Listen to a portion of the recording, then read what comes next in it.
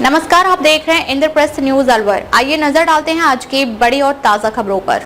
एक अनाथ बच्ची को झाड़ियों से उठाकर लाए, नाम रखा गया किस्मत। सतीश डूडी बने मानवता के लिए प्रेरणा स्रोत।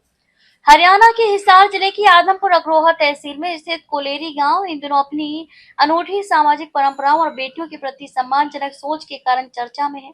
यह गांव लंबे समय से लाड़ो यानी कि बेटियों को विशेष सम्मान देने की परंपरा के लिए जाना जाता है, जहां बेटियों के जन्म और उनके महत्वपूर्ण अवसरों को बड़े उत्सव के रूप में मनाया जाता है।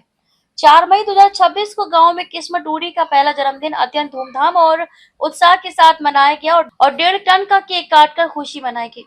इस अवसर पर पूरे गांव में त्योहार जैसा माहौल देखने को मिला। परिवार और ग्रामीणों ने मिलकर इस दिन को खास बनाने के लिए विशेष कार्यक्रम आयोजित किए, जिसमें सांस्कृतिक गतिविधियां, पारंपरिक रस्में और सामूहिक भोज शामिल थे। ये आयोजन सिर्फ एक परिवार तक सीमित नहीं रहा, बल्कि पूरे गांव के द्वारा इसे अपनी बेटी का उत्सव मानकर मनाया गया।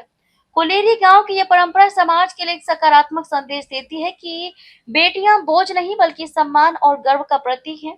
जहां कई जगहों पर आज भी बेटियों के प्रति भेदभाव देखने को मिलता है, वहीं यह गांव एक प्रेरणादायक उदाहरण बनकर उभरा है। इस तरह के प्रयास समाज में लैंगिक समानता को बढ़ावा देने के साथ साथ एक नई सोच को जन्म देते हैं, जिससे आने वाली पीढ़ियां अधिक संवेदनशील और जागरूक बन सके। एक वह माँ है जिसने इस बच्ची को जन्म देते ही झाड़ियों में फेंक दिया था, और एक वो माँ है जो इस बच्ची का पालन पोषण कर रही है। और इसके पहले जन्मदिन पर भव्य समारोह का आयोजन किया गया, जिसमें बहुत से समाज सेवी, शिक्षाविद और विद्वान उपस्थित रहे, और इन लोगों के द्वारा इस लड़की की पढ़ाई का संपूर्ण खर्चा उठाने की बात कही गई, जो कि हमारे सामाजिक और मानसिक स्तर के गिरे हुए लोगों के लिए एक बहुत बड़ी सीख है। इस लड़की का पालन पोषण कर रहे सतीश डूडी और उनकी धर्मपत्नी कैलाश देवी तथा संपूर्ण ग्रामवासियों के लिए हृदय की अनंत गहराइयों से सैल्यूट। राजस्थान अलवर से अभिनव शर्मा की विशेष रिपोर्ट। अब तक के लिए बस इतना ही। फिर मिलते हैं एक ऐसी ही बड़ी खबर के साथ। तब तक के लिए नमस्कार और देखते रहिए इंद्रप्रस्थ न्यूज अलवर।